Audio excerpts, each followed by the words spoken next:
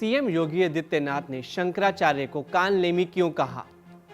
शंकराचार्य अभिमुक्तेश्वरानंद ने अचानक केशव प्रसाद मौर्य को मुख्यमंत्री बनाने की बात क्यों छेड़ दी और आखिर 5 दिन से धरने पर बैठे शंकराचार्य क्या संदेश देना चाहते हैं? शंकराचार्य बनाम योगी की ये लड़ाई अब यूपी की राजनीति को किस दिशा में ले जा रही है? उत्तर प्रदेश की राजनीति इन दिनों ऐसे विवाद की चपेट में है जहां धर्म, सत्ता और सियासत आमने सामने खड़े दिखाई दे रही है। ये टकराव सिर्फ दो व्यक्तियों के बीच नहीं, बल्कि प्रभाव, नेतृत्व और धार्मिक अधिकार को लेकर खींची गई एक बड़ी लकीर बन चुका है। पूरा मामला ज्योतिष पीठ के शंकराचार्य अभिमुक्तेश्वरानंद सरस्वती और मुख्यमंत्री योगी आदित्यनाथ के बीच बयानबाजी से शुरू हुआ। प्रयागराज के माघ मेले के दौरान योगी आदित्यनाथ ने बिना किसी का नाम लिए मंच से तीखा बयान दिया। उन्होंने कहा कि आज के समय में कुछ लोग धर्म की आड़ को लेकर सनातन धर्म को कमजोर करने की कोशिश कर रहे हैं और समाज को ऐसे लोगों से सतर्क रहने की जरूरत है।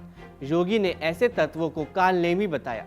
कानलेमी शब्द अपने आप में बेहद गंभीर अर्थ रखता है। रामायण के अनुसार कानलेमी एक मायावी असुर था जिसने साधु का वेश धारण कर हनुमान जी को भ्रमित करने की कोशिश की थी। बाहर से वह तपस्वी और धर्मात्मा दिखाई देता था, लेकिन भीतर से उसका उद्देश्य भगवान राम के कार्य में बाधा डालना था। योगी आदित्यनाथ ने अपने बयान में ये भी कहा कि एक सन्यासी या योगी के लिए धर्म और राष्ट्र सर्वोपरि होते हैं। उसकी कोई निजी संपत्ति या व्यक्तिगत एजेंडा नहीं होता। उन्होंने जोर दिया कि धर्म को शब्दों से नहीं बल्कि आचरण से साबित किया जा सकता है। साफ था कि योगी खुद को सनातन का रक्षक बताते हुए उन लोगों से दूरी बना रहे थे जिन्हें वह धर्म की आड़ में राजनीति करने वाला मानते। इस बयान के बाद शंकराचार्य अभिमुक्तेश्वरानंद खुलकर सामने आ गए। उन्होंने योगी सरकार की नीतियों पर खुलकर सवाल उठाए और आरोप लगाया कि सरकार सनातन परंपरा, गौ रक्षा, संत समाज के मुद्दों पर सिर्फ दिखावटी राजनीति कर रही है। यहीं से विवाद ने सीधा राजनीतिक मोड़ ले लिया।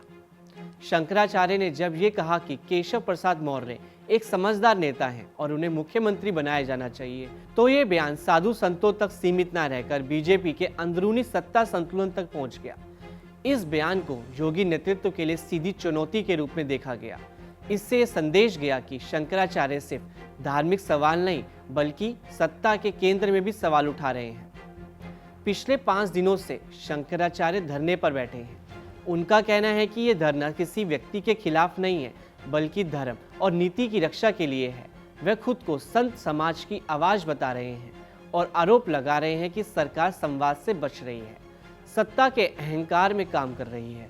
धरने के जरिए ये दिखाना चाहते हैं कि संत समाज को नजरअंदाज करना आसान नहीं है। इस पर पूरे विवाद में मुख्यमंत्री योगी आदित्यनाथ का रुख सख्त नजर आ रहा है। उन्होंने सीधे शंकराचार्य से संवाद करने के बजाय अपने बयानों और विचारधारात्मक संदेशों के जरिए जवाब दिया। इसके उलट डिप्टी सीएम केशव प्रसाद मौर्य की भाषा नरम रही। उन्होंने संतों के सम्मान और संवाद की जरूरत पर जोर दिया, जिससे संकेत मिला कि बीजेपी के भीतर भी इस विवाद को लेकर अलग अलग रणनीति अपनाई जा रही है। राजनीतिक तौर पर समाजवादी पार्टी के अध्यक्ष अखिलेश यादव ने इस मौके को हाथ से नहीं जाने दिया।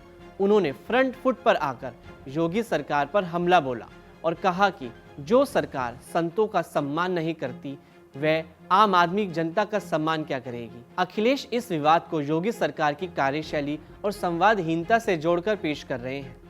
कुल मिलाकर शंकराचार्य बनाम योगी का ये विवाद अब सिर्फ बयानबाजी नहीं रह गया,